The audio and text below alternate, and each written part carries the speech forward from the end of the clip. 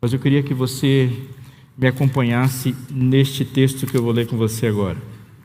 Ele está no Evangelho de Mateus, capítulo 7, verso 24. Evangelho de Mateus, capítulo 7, verso 24 em diante, ele é a conclusão do Sermão do Monte. Cada palavra que for lida aqui deve estar na sua mente com esse objetivo. Não se esqueça que Mateus capítulo 7, do verso 24 em diante, Deus está fazendo em Jesus a ilustração final de um conjunto de coisas que ele disse no Sermão do Monte.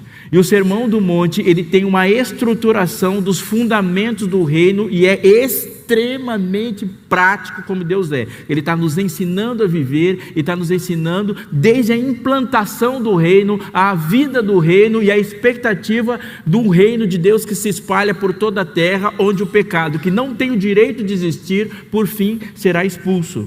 Capítulo 7, verso 24 diz assim: todo aquele, pois, que ouve essas minhas palavras e a pratica, será comparado a um homem prudente que edificou a sua casa sobre a rocha.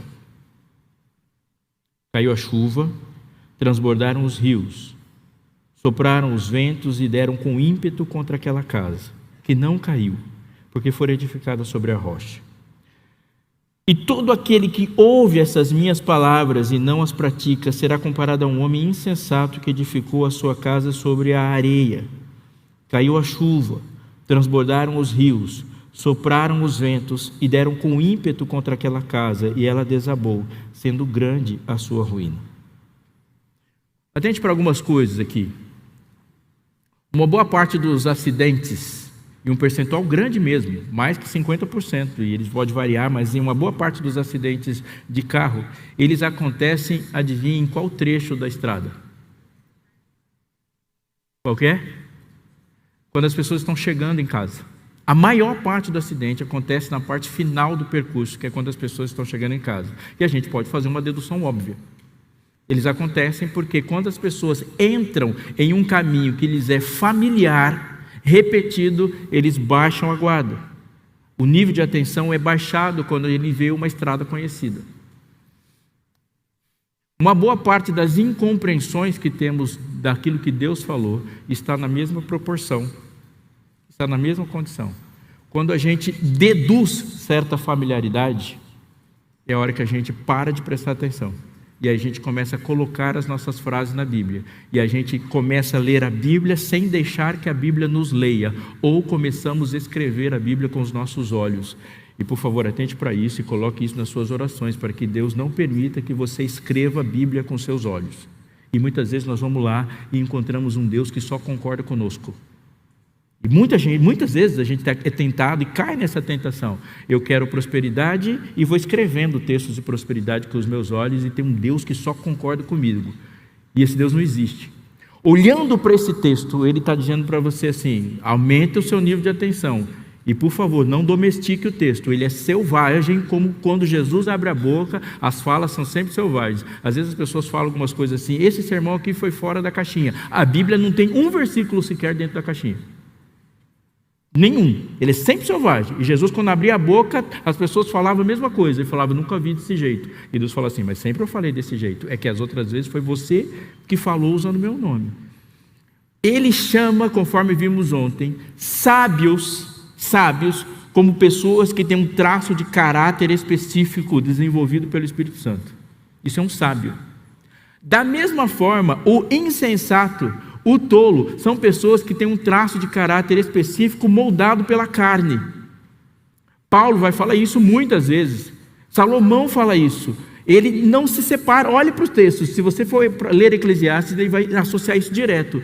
O tolo lá, ele está associado a uma pessoa que rejeitou uma ação do Espírito Santo. E o pecado e a tolice estão juntos. E ele vê uma vida de pecado como uma vida tão insensata, tão maloprada, que o jovem lá que fugiu de casa, que saiu de casa, que é chamado de filho pródigo, quando ele decide voltar para casa, o texto fala caindo em si. Ou seja, estava completamente fora.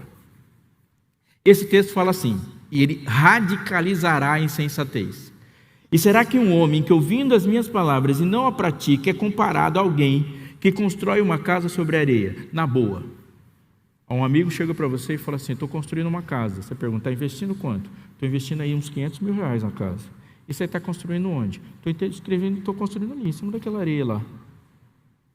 Quais palavras você usa para definir a pessoa que diz isso para você? Você não fala insensato. Você fala, você é idiota.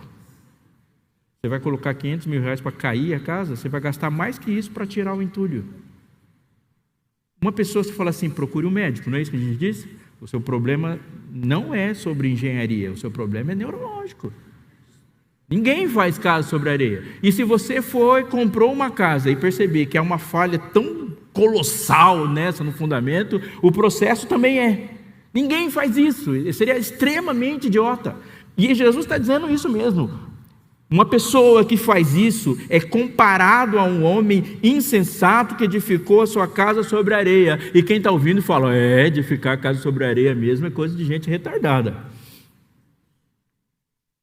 Mas se ele está usando exemplo, é porque esse tipo de gente existe. E está ouvindo ele. Portanto, aqui o insensato não se separa e não é identificado ainda sobre aqueles que estão ouvindo. E perdoe minha agressividade, mas é exatamente isso que ele está falando aqui. Você ainda não consegue saber quem é o sábio e quem é o insensato enquanto a palavra está sendo aberta e falada ou lida. Nesse momento é todo mundo igual. Porque ele diz assim, todo aquele que ouve essas minhas palavras, e o texto diz, e as pratica. Portanto, esse ser completamente insensato, louco, estúpido, e o outro ser sensato, sábio, enquanto está ouvindo as palavras, é igual. Eles são iguais, não se distinguem. E eles vão se distinguir, e essa extrema insensatez e a sabedoria divina vão começar a se configurar em que momento? Qual é a palavra que destaca? O que é a rocha no texto? A rocha no texto não é a palavra. A rocha no texto é a prática da palavra. E aqui cabe algo muito importante para ser dito. Creia nisso. Continue crendo e fale disso. Todas as pessoas que estarão do lado de dentro da cidade santa e viverão a eternidade com Jesus, com exceção de uma que estará lá, entre os que nasceram de um útero, pecaram. Apenas uma pessoa nascida de um útero, que viveu a experiência humana na carne, dentro da cidade santa, não pecou, que foi aquele que salvou todo mundo. O resto, todos pecaram. As pessoas que estarão do lado de fora da cidade santa, esperando pelo castigo eterno e serão extinguidas, pecaram também. Portanto, não é o pecado que define onde elas estão. O que define onde elas estão é a manifestação da graça de Cristo que possibilitou a eles estarem lá. Portanto, todas as pessoas que se perdem porque rejeitaram a salvação, e não há nenhum outro motivo para se perder, porque todos pecaram. Você crê? Diga amém. Ninguém perderá a salvação porque pecou, porque nós nascemos em pecado, e você não se tornou pecador quando pecou, você é um pecador, por isso pecou. Todos. Aquele que se perde, porque a salvação lhe foi estendida e ele disse não para a salvação. E é por isso que quem está lá dentro está rindo muito, pulando muito, celebrando muito, porque ele sabe que não tinha que estar lá. Não somos salvos por absolutamente nada que fazemos, mas somos salvos pelo absoluto da graça que Deus fez por nós. Essa é a salvação. Mas isso não significa que não há nada de importante para que nós façamos. E associar a salvação a alguém que recebe a palavra graciosa de Deus, o Evangelho, e se tranca num quartinho, no meio do nada, esperando Jesus voltar lá e torcendo para não pecar antes de Jesus voltar, é associar a expressão santidade e salvação com inutilidade. Jesus não te salvou para te fazer um inútil. Jesus te salvou para te fazer exatamente o contrário. Me fiz compreender, sim ou não? Fui salvo, agora vou correr lá e vou ficar lá no matinho, sem nada, ninguém perto, para não perder essa salvação. Portanto, a salvação te inutilizou. Antes pelo menos você contava umas piadas e as pessoas riam. Agora nem isso faz. A salvação nos tira da inutilidade. Salvos para. Salvo para. Salvo para. Todo aquele que ouve as minhas palavras, e essas palavras não fazem sentido na cabeça dele, para que ele faça alguma coisa com essas palavras, é comparado a alguém que constrói uma casa sobre areia, porque a palavra não entrou na vida, não mudou a vida, não é uma resposta para os desafios da vida. Essa palavra não consegue vestir uma calça jeans, ela só cabe dentro de um terno. Essa palavra só pode ser usada num púlpito, ela só está numa escrivaninha, ela não serve para nada, ela não é uma resposta para as questões da vida, ele não pratica, a vida dele não mostra essas palavras. Portanto, ele é insensato, completamente insensato. Está me ouvindo desde o capítulo 5, cheguei no 8, ele falou: Senhor, que top, o senhor fala uns negócios inteligentes, estou indo para casa. Eu falei: não, isso é loucura, loucura. A minha palavra é vida, vida. E ele diz, mas há uma coisa aqui também importante no texto. E por favor, continue comigo, porque Lucas vai colocar um elemento que a gente naturalmente não olha lendo Mateus. Lucas capítulo 6. Eu não sei se você está acompanhando aí no celular, mas lá em Lucas capítulo 6 ele vai apresentar essa mesma parábola e vai colocar alguns detalhes que mudam o contexto, ou aprofunda o contexto. Lucas 6, capítulo 6, verso 46, diz assim: por que me chamais Senhor, Senhor, e não fazeis o que vos mando? Todo aquele que vem a mim e ouve as minhas palavras, e as pratica, eu vos mostrarei a quem é semelhante. A semelhante é um homem que, edificando uma casa, está comigo? Sim, sim, diga assim. Edificando uma casa, cavou, abriu profunda vala, lançou o alicerce sobre a rocha, e vindo a enchente, arrojou-se o rio, contra aquela casa, e não a pôde abalar, por ter sido bem construída.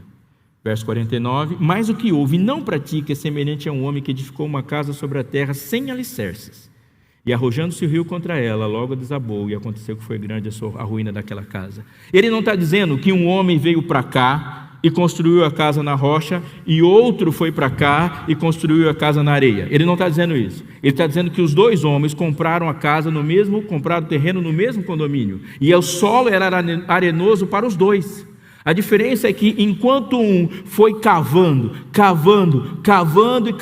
até lá no fundo chegar até a rocha, o outro foi construindo, até lá no alto construir uma casa bonita.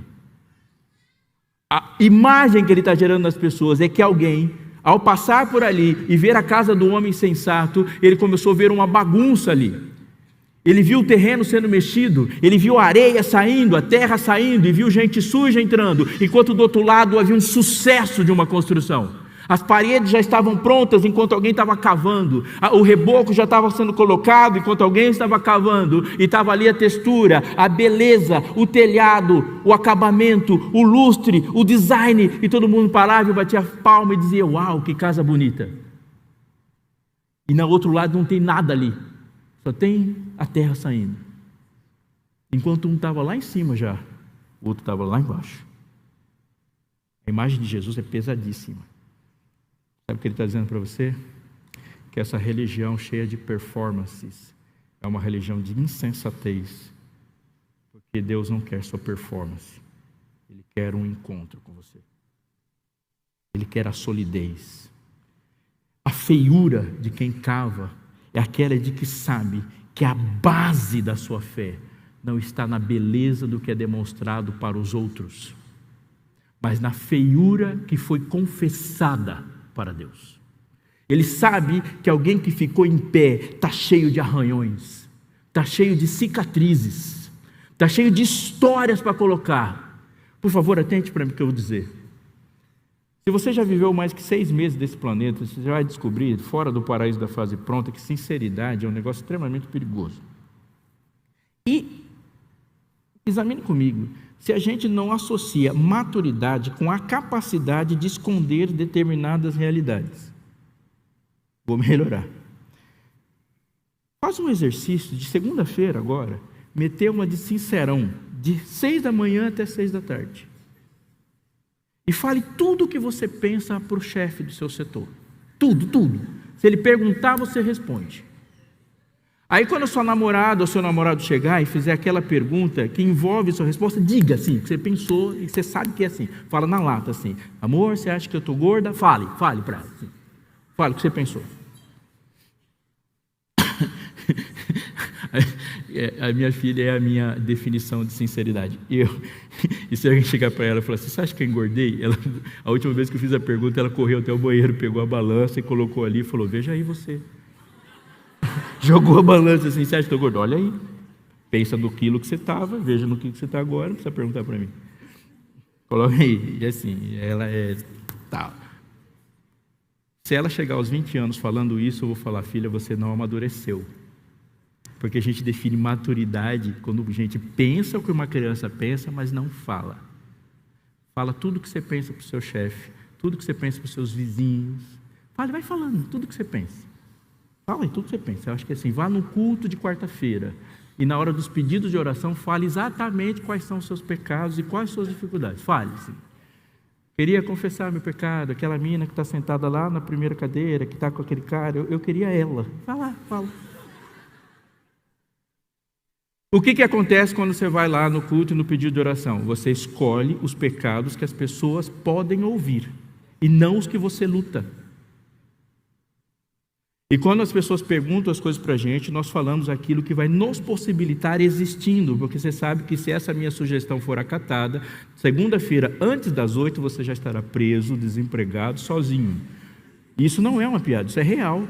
E nós passamos a vida desenvolvendo uma máscara que para nós, mesmo que a gente não racionalize, é a coisa mais importante, porque você só chegou até aqui no semestre que você está por causa do bom uso que você fez da sua máscara. E é real. E uma boa parte dos seus amigos só são seus amigos porque eles não sabem o que você está pensando. Isso não é a minha vida, isso é a vida. É a vida, é assim, e a gente vai. Um exemplo extraordinário da Bíblia é Pedro. Ele é maravilhoso, mas o encontro que ele teve com Jesus, a primeira coisa que Jesus fez com Pedro foi arrebentar com a máscara dele. E olhou para ele, ele falou, Senhor, eu estou pronto para ir contigo, tanto para a prisão como para a morte. Ele fala, não está, isso aí é a sua máscara. Você não está. Estou sim, não está. Todos vão te trair, menos eu. O galo vai te lembrar que eu não quero sua máscara. Eu não quero sua máscara. Eu sou a única pessoa que você conheceu a vida inteira que não quer sua máscara. E quando eu falo para você se entregar para mim, você pensou que ia entregar a coisa mais valiosa que você tem até agora. Mas você passou tanto tempo polindo sua máscara que ela ficou tão parecida com o seu eu social que você acha que é isso que você entrega para mim. Eu não quero sua máscara, eu quero você. E você não é assim. Você é covarde, você é medroso e você vai me negar, porque você é assim. Mas se você não fosse assim, eu não estava indo para a cruz. Senhor, eu quero me entregar para ti. Então fala o que você quer me entregar para mim. Senhor, eu quero entregar o excesso de chocolate. Não. Esse não é o seu problema. O problema é que você é hipócrita. O senhor está me chamando de hipócrita? Foi eu que fiz você. Eu sei tudo em você que não está funcionando. Eu não quero a sua máscara. Eu quero você. Agora, se você quiser construir uma casa de alta performance, tudo bem, pode cantar super bem, falar um monte de frases prontas e as pessoas vão achar que você é o que é. Mas não é isso que faz você resistir. A resistência está lá naquele cantinho onde ninguém bate palma. Onde você fala quem você é, que você vive quem você é e que você olha para o texto bíblico e diz para o texto bíblico o que Jacó falou para o anjo do Senhor. O Senhor não vai sair daqui antes de me abençoar. Isso é construir sobre a rocha. Enquanto isso aqui não fizer sentido, você não sai daqui. Se não me abençoares, não saia daqui. Não te deixarei ir. O dia que você e eu estivermos falando isso, toda vez que a Bíblia for aberta, eu tenho certeza que quando a gente falar Maranata, a gente já vai olhar para a nuvem procurando ela. Não te deixo ir, enquanto não me abençoares. Quando a gente dobrar o joelho e falar, Senhor, é aqui que eu vou ficar até encontrar essa rocha. E leva a rocha para todo lugar. Amigo, presta atenção, que quando a Bíblia fala de obras, ela não está falando daquilo que te salva, mas ela está falando daquilo que salva os outros. Ela está falando de como essa salvação é efetiva. Ela não está falando que as obras salvam você, mas ela está falando que você foi salvo para elas. E ele não vai parar de falar isso. Repita o texto comigo, para que veja as vossas boas obras. Termina o texto, você sabe? E glorifiquem o vosso Pai que está nos céus. Você quer coisa mais séria do que glorificar o Pai que está nos céus? Tudo que Ele criou foi para a glória dEle. Ele está dizendo, quando você faz alguma coisa desse jeito, o planeta inteiro olha para você e fala assim, não foi você. Porque tudo que você faz, que o planeta olha e fala assim, isso aí eu faço também. Aí você sai e vai procurar sua felicidade lá no shopping. O planeta fala, eu não preciso ser crente, eu também estou procurando felicidade no shopping. Aí você fala assim, eu quero obter sucesso. O que é sucesso? Sucesso é ser rico e todo mundo bater palma para mim. Aí o planeta fala, eu também faço isso, o que tem que ser o Jesus? Aí eu falo, eu vou viver para isso. E o planeta fala, também vivo para isso. Você só está dando outros nomes. O que você está chamando de céu, eu estou chamando de Mega Sena, mas é a mesma coisa. A mesma coisa. Tem de vós o mesmo sentimento que houve em Cristo Jesus, porque ele, subsistindo em forma de Deus, não julgou por usurpação ser igual a Deus, antes a si mesmo se esvaziou. Ele fala assim, você está querendo um tesouro. Qualquer um quer o tesouro, que você mudou e o que existe diferente de você em mim, o mundo diz, é o método. Quero saber o que você está entregando para Deus, e não o que você está querendo dele. Essa é a pergunta que o mundo faz o tempo todo. O tempo todo. E não duvide, essa pergunta precisa ser respondida. E ela vai ser respondida por esta geração. E eu creio e digo amém por isso. O mundo quer saber. E vai saber. Em você, o que você entrega. O que você entrega, não o que você quer dele. Ele diz, quando o mundo olha para você e fala assim, opa, isso aí ninguém faz. Alguém deve estar por trás disso. Alguém deve estar por trás disso. Isso aí você não é capaz de fazer. Seres humanos não fazem esse tipo de coisa. E aí quando vem a onda, vem a enchente, vem a tempestade, sopram os ventos, é que o planeta sabe que você não vive uma religião de performance, mas foi lá na feiura da sua fé que as suas bases foram construídas. O planeta olha para você e para mim e diz exatamente a coisa que Tomé falou. Mostre as cicatrizes. Se eu não tocar nas cicatrizes, eu não creio. Há um exemplo disso. Eu poderia usar sim outros, mas esse aqui para mim é o melhor de todos. Ele está no livro de Apocalipse. E há uma carta que inaugura 7 cartas do último livro da Bíblia. E essa carta é a carta escrita para a igreja de Éfeso. E há uma tonelada de peso na carta à igreja em Éfeso. Apocalipse capítulo 2, ele diz uma coisa sobre a performance e a feiura da fé. Capítulo 2, verso 2 diz, conheço as tuas obras, tanto o teu labor como a tua perseverança, e que não pôde suportar os homens maus, e que puseste à prova o que a si mesmos se declaram apóstolos e não são, e os achaste mentirosos. E tens perseverança, e suportaste provas por causa do meu nome, e não te deixaste esmorecer. Uau! Isso é um sonho. Olha o que Jesus está falando para esta igreja. Isso é um sonho. Você viu a lista de elogios? Pensa você parando, o rei do universo para tudo e fala assim, vou começar a abrir o seu currículo. Eu conheço você, você trabalha, você é perseverante, você não dá moral para quem é mau. Você pôs à prova os que assim se declaram apóstolos e não são. O seu critério é preciso e você acertou. Você olhou para a mentira, chamou de mentira, chamou o pecado pelo nome. Uau! E aí a gente está falando, e Éfeso já está falando, palmas para mim.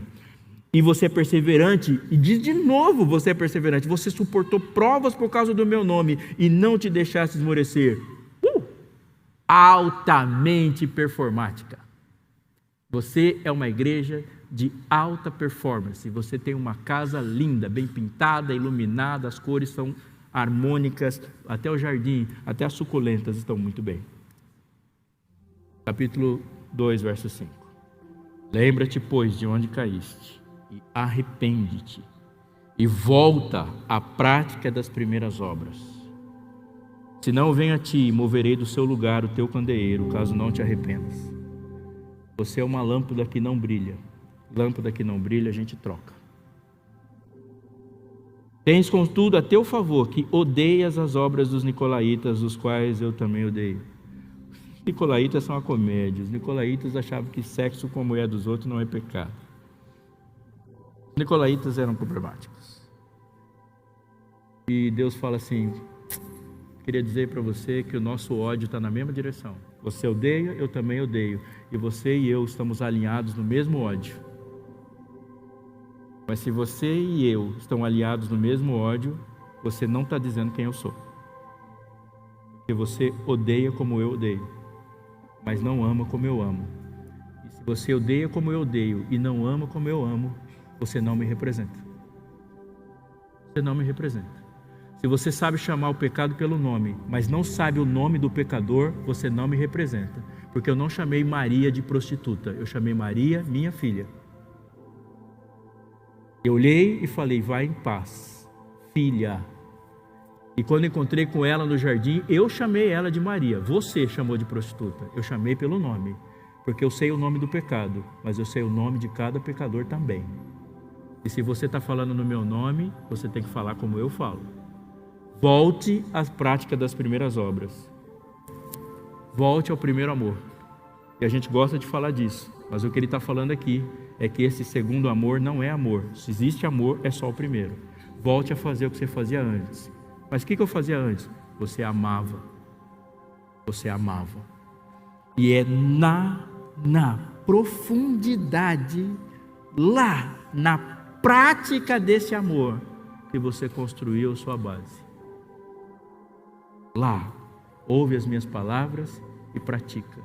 Ele disse isso no final do Sermão do Monte. Mas o Sermão do Monte, ele disse, ame o seu inimigo. Ame, faça por amor. Ouviste o que eu disse? Ame, deixe que eu age através de você. Eu quero terminar dizendo umas coisas sérias para você.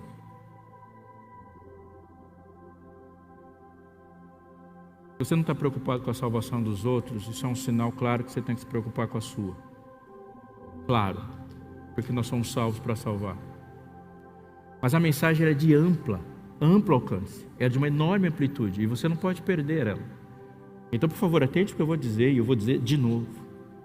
Quando Deus olha para você, querido, você pode ser, como eu, tentado a oferecer para Ele a sua máscara. Porque é normal, você enfrentou o mundo até agora com a sua máscara, mas observe o amor na fala dele. Ele diz assim, eu estou interessado na sua feiura, eu estou interessado na sua mania, nos seus defeitos, nos seus vícios, nos seus segredos. Eu não quero sua máscara. Entregue sua máscara para o seu chefe, entregue sua máscara para o seu vizinho. Eu quero você. Você não se transforma para vir falar comigo. Você vem falar comigo e eu te transformo. Você acha que eu não sei de tudo que você é? Venha. Eu não quero sua máscara. Abra o seu coração e diga quem você é. Foi o que ele falou para Pedro. Pedro, você é incapaz, mas em mim você é. E se sem mim nada podeis fazer, comigo você pode fazer tudo. É isso que eu estou falando sobre você. Esquece essa máscara e viva uma vida plena. Plena. Mas não venha com performances. Você vai encontrar com uma pessoa que vai fazer perguntas para você que você não vai conseguir responder. A única resposta que você vai dar e que vai salvá-la é: me segue. Me segue. Eu não tenho todos os defeitos que você tem, mas eu sei onde é que os meus defeitos são colocados. Alguém vai chegar para você, se está chegando, e é assim que a história termina, dizendo: como? E você fala: eu não sei como, mas eu sei quem, porque é para lá que eu levo as minhas manias, meus defeitos, minhas falhas, meus pecados. Mas sem essa experiência não há poder. Você me compreende? Se sim, diga assim. Junta os textos para a gente orar. Junta os textos. Jesus, ao olhar para aquela mulher perdoada e argumentar usando ela como exemplo, ele falou assim: quem foi muito perdoado, muito, você conhece o texto? Muito ama. Olha a força disso aqui que ele está dizendo. Ela teve uma experiência tão profunda na graça, que ela tem uma experiência profunda no amor. Por ter sido muito perdoada, muito amou. A imersão que ela tem na graça leva um amor radical. Agora cola com outro texto. Se me amais, guardareis os meus mandamentos. E aqui está a perseverança dos santos, os que guardam os mandamentos de Deus e insistem na fé em Jesus e não apostam a sua salvação em nenhuma outra coisa. Onde é que a perseverança dos santos que destacam ele como remanescentes começou? eles têm uma experiência tão profunda na graça que levam a amar profundamente, e o amor profundo levam a perseverar e a agradecer e a servir a Deus. Muito perdoado, muito ama, muito obedece, muito glorifica. Ele não está falando de um ser sobrenatural, ele está falando de alguém que começou a história com profundos defeitos. Você e eu. Uma mulher chegou em casa uma vez, no interior do Rio de Janeiro, e encontrou um bilhete na cima da mesa, escrito pela filha dela: mãe, vou procurar uma vida. Fui para a cidade do Rio de Janeiro. Ela sabia o que aquilo significava, porque aquela menina que se destacava por ser a menina mais bonita da vila, mais bonita da cidade, estava completamente enojada, enjoada e cheia de tédio, porque ela não queria morar naquela cidadezinha e achava que na cidade do Rio de Janeiro, na capital, ela ia ver a vida que ela não viveu. Mas a mãe sabia o que uma inocência como a dela, com uma beleza como a dela, significava numa cidade como o Rio de Janeiro. Muitas coisas podiam acontecer, mas isso aconteceu exatamente o que a mãe previu. Aquela menina se afundou. Mas a mãe não ficou assistindo, não ficou esperando. E ela teve uma tática que, sei lá, nunca vi ninguém fazer isso. Ela foi até uma loja, uma empresa, uma loja essas que revelam fotos, tirou um monte de fotos dela, copiou um monte de fotos dela, da mãe, e ela usou isso a estratégia para buscar a filha. E foi atrás da filha. E ela foi tudo quanto é buraco, tudo quanto é boteco, tudo quanto é balada. Ela foi perguntando da filha e colocando fotos dela para que a filha dela encontrasse ela a partir das fotos. Acabou o dinheiro, acabou as fotos, ela vasculhou tudo e foi embora para casa. Aquela menina se drogou, se prostituiu, ela acabou com o próprio corpo, ela experimentou tudo de ruim que ela poderia ser experimentada. E um pouco antes de decidir tirar a própria vida, ela estava decidida a tirar a própria vida, mas estava num hotel de 5ª categoria com um cliente que deixou ela lá, foi embora. E ela foi dar um tapa no rosto, tentar arrumar o cabelo para ganhar a rua, e se aproximou daquilo que ela julgou ser um espelho, mas ela estranhou, porque quando ela se aproximou do espelho, a imagem dela ela se mexeu, mas a imagem não, e ela olhou e falou: como eu estou acabada. Mas ela se aproximou para ver, e pensando como eu envelheci, e se aproximou e viu que a imagem não mexeu. Então ela viu que não era um espelho, era uma foto. E ela achou parecida com ela, porque a foto era a foto da mãe dela. E ela correu e agarrou e viu que era uma foto da mãe. E aos prantos ela virou, e atrás da foto estava escrito assim: eu não me importo com o que você fez, eu não me importo com o que você se tornou, volte para casa. Quem ouve essas minhas palavras e pratica é semelhante a um homem que cavou fez seu alicerce lá na rocha, que construiu sua casa inteira sobre a rocha. Porque quando a pancada da tentação chegar, dizendo você não é nada, você sabe onde é que foi que as lágrimas foram derramadas, você sabe quem é o Deus que te perdoa. E a experiência no perdão é profunda. Você conhece um Deus que te aceita e te perdoa. E quando Satanás rosnar para dizer que você não é nada, você nem responde. Fala, pergunta para ele: sou aceito. É essa experiência que termina a história. Você crê? Eu queria orar com você. Eu queria fazer uma coisa, Daniel.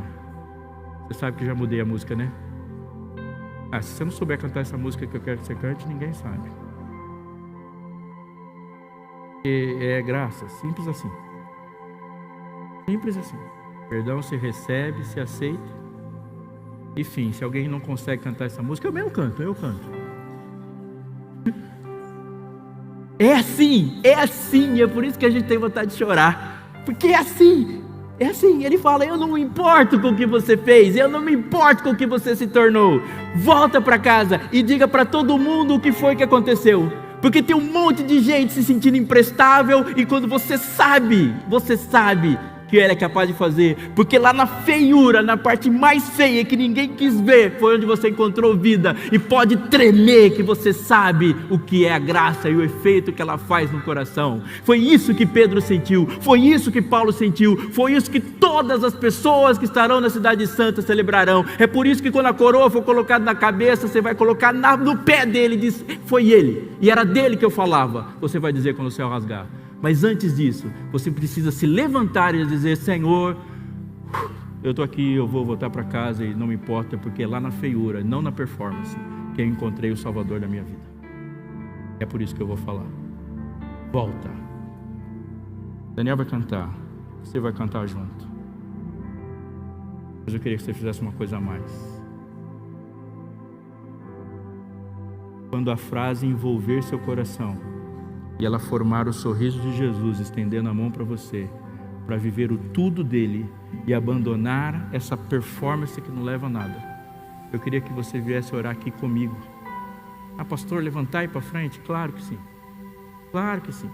Porque se eu estiver falando de qualquer coisa que não envolve um posicionamento radical, eu não estou falando de Jesus da Bíblia. Ele sempre vai falar para você se posicionar. Porque nesse momento, até o anjo que está lá numa galáxia distante vai dizer: dá certo. É isso aí, mais uma vez.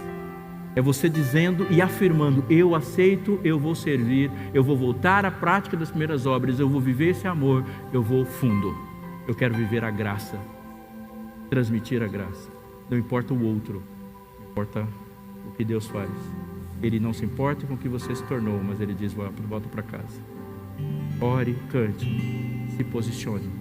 Se você está decidido hoje a viver uma vida radical com Cristo na graça e entregar tudo o que você não é para ser o que Ele quer que você seja, eu quero orar com você.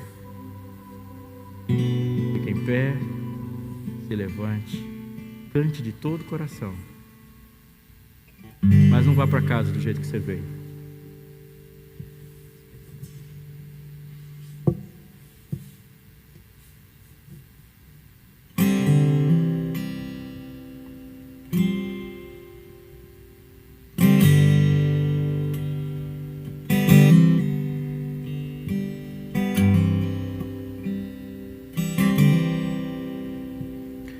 A graça é um ponto de encontro, lugar onde os fardos se espalham no chão, onde todo que chega cansado, tranquilo, descansa o seu coração. A graça se explica em uma cruz. Lá eu posso entender o que o céu me traduz. A morte era minha sentença, mas agora sou livre em Jesus.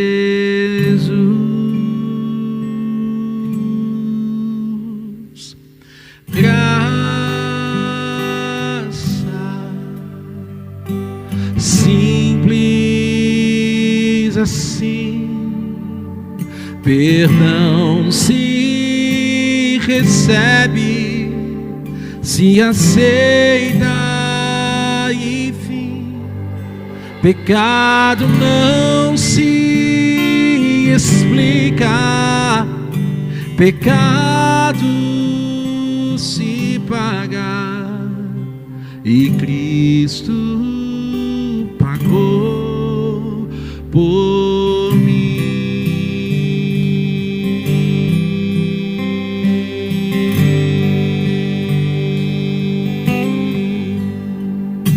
Havia imensa separação entre a raça caída e o Deus do perdão, mas a graça fechou o abismo e sem hesitar estendeu-nos a mão, mostrou-nos a estrada de volta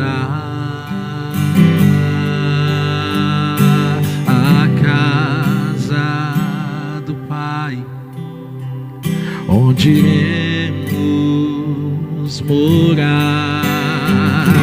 Nos dá esperança que move a certeza que Cristo em breve virá. Graça simples assim, perdão se recebe, se aceita e fim. Pecado não se explica, pecado se paga, e Cristo pagou por mim. Graça simples assim, perdão se recebe, se aceita e fim. Pecado não se explica, pecado se paga, e Cristo pagou por mim.